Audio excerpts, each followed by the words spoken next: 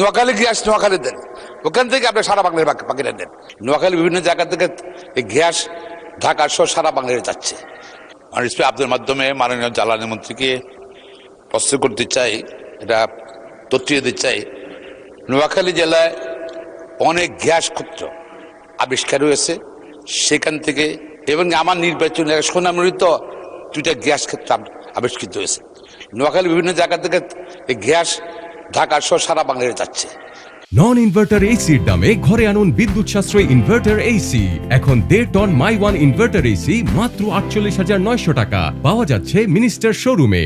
নোয়াখালীর মানুষ গ্যাস পাচ্ছে না, এটা কি আমাদের অধিকার না? আমাদের যেটা এটা আউটক্রাই মানুষের মধ্যে, এটা দীর্ঘদিন থেকে অসন্তোষ বিরাজ করছে। আমাদেরকে গ্যাস দিয়ে সারা বাংলাদেশের নেই, কিন্তু আমি মাননীয় জ্বালানি মন্ত্রী অনুরোধ জানতে চাই, উনার কি এই নোয়াখালীর মানুষকে গ্যাস দিবেন কিনা, এবং গ্যাস চাপবেন, বিকজ নোয়াখালী গ্যাস নোয়াখালী দেন, ওখান থেকে আপনি সারা বাংলার বাকিটা দেন। মাননীয় মন্ত্রী। মাননীয় স্পিকার, আপাতত আমরা গ্যাস ফিল্ড থেকে কোনো গ্যাস বাড়িতে দিচ্ছি না। এটা মোটামুটি আমরা শিল্প কারখানায় দেওয়ার চেষ্টা করছি বেশি।